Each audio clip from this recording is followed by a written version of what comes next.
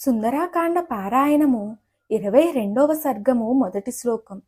సీతాయా వచనం శ్రుత్వా పరుషం రాక్షసదిపః ప్రత్యువాచ తతః సీతాం విప్రయం ప్రియదర్శనాం. తాత్పర్యం: రావణాసురుడు సీతాదేవి చెప్పిన పరుషమైన మాటలు విని సుందరాంగి అయిన ఆమెను గూర్చి తిరిగి కఠినముగా ఇట్లు పలికెను. 2వ శ్లోకం.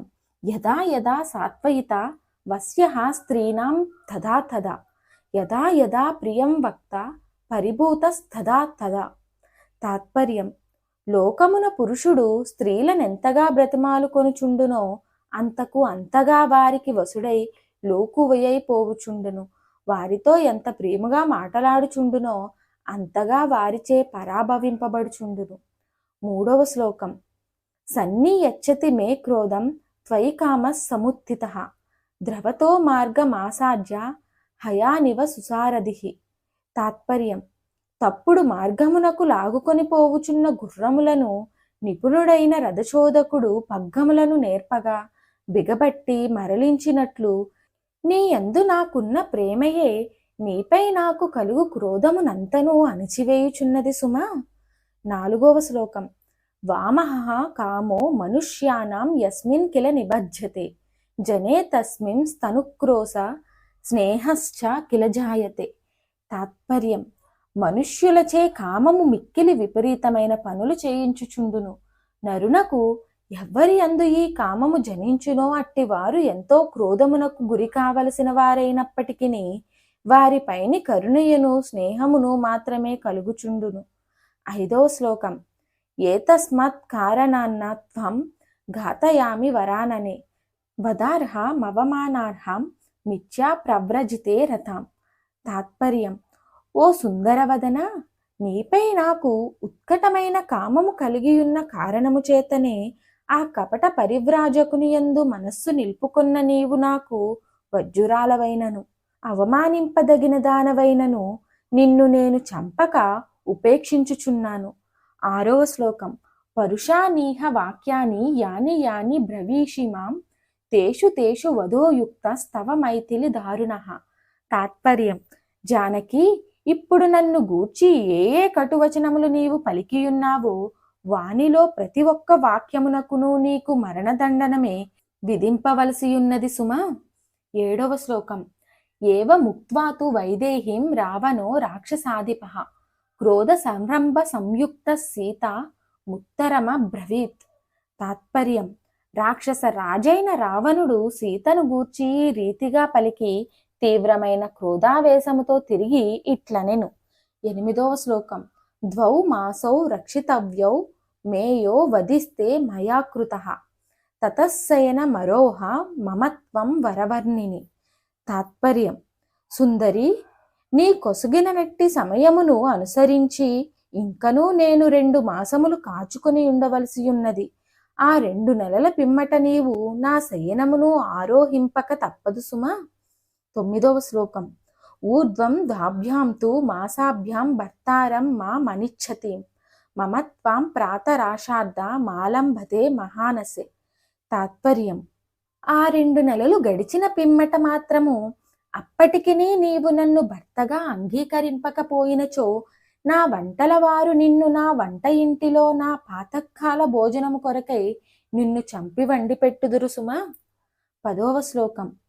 తాం తర్జ్యమానాం సంప్రేక్ష్య రాక్షసేంద్రేణ జానకీం దేవగంధర్వ కన్యాస్తా విషేదుర్వికృతే క్షణాః. తాత్పర్యం: ఆ రాక్షసరాజుచే ఈ విధముగా క్రూరముగా గద్దింపబడుచున్నట్టి సీతాదేవిని చూచి దేవగంధర్వ కుమారికలు తమ తమ కన్నులు చెమ్మగిల్లుచుండగా మిక్కిలి విషాదమును పొందిరి. 11వ శ్లోకం. ఓష్ణ ప్రకారైరపరా వక్తర్నేత్రైస్తథాపరాః సీతామాశ్వాసయామాసు స్తర్జితాం తేన రక్షస. తాత్పర్యం: ఈ విధముగా రావణుడు సీతను భయంకరముగా బెదిరించుచుండగా అచటి దేవ గంధర్వ కన్యలు దీనికి నీవేమియూ బెదిరిపోవకుమని తమ పెదవుల యొక్కయు నోటి యొక్కయు కన్నుల యొక్కయు కదలికలతో కూడిన సంజ్ఞలతో ఓదార్చి సీతమ్మకు ధైర్యమును చెప్పుచుండిరి. 12వ శ్లోకం.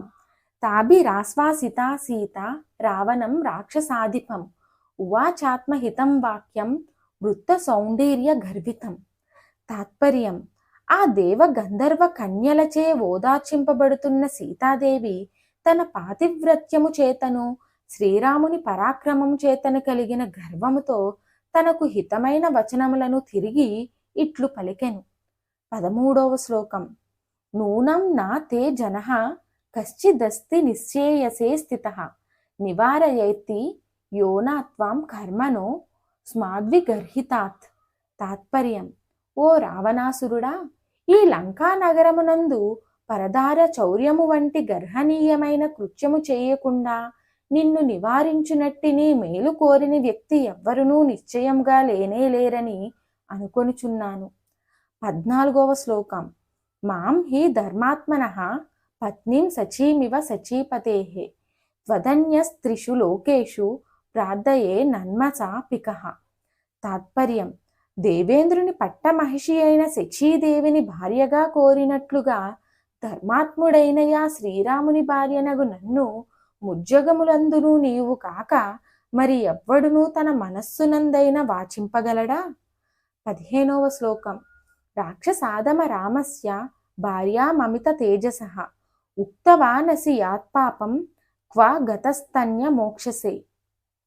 తాత్పర్యం: ఓ రాక్షసాదమా, అమిత ప్రతాపశాలి అయిన శ్రీరాముని భార్యను గూర్చి ఏ పాపవచనములు నీవు పలికియుంటివో ఆ పాతకమును నీవు ఎచ్చటికి పోయి ఏమి చేసి పోగొట్టుకొనగలవు? 16వ శ్లోకం. యదా దృక్పశ్చ మాతంగః శశశ్చ సహితౌ వనే తదా ద్విరధవ ద్రామస్త్వం నీచస శవత్ స్మృతః. తాత్పర్యం: అరణ్యమునందు మదపుటేనుగున్న చోటికి కుందేలు చేరి నీతో యుద్ధమునకు వచ్చితినన్నట్లుగా మత్తేబుము వంటి శ్రీరామునితో కుందేలు వంటి నీవు సామ్యము చెప్పుకొనుచున్నావు. 17వ శ్లోకం.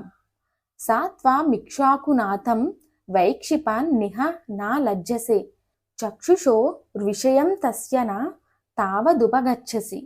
తాత్పర్యం: కుందేలు వలె క్షుద్రుడవైన నీవు ఈ లంకలో కూర్చుండి మదగజము వంటి ఆ ఇక్ష్వాకు ప్రభువును నిందించుటకు ఏమియును సిగ్గుపడకున్నావు. ఇంతకును అతని కన్నుల ఎదుట నిలుచు ధైర్యము ఎప్పుడునూ నీవు చూపలేదు కదా.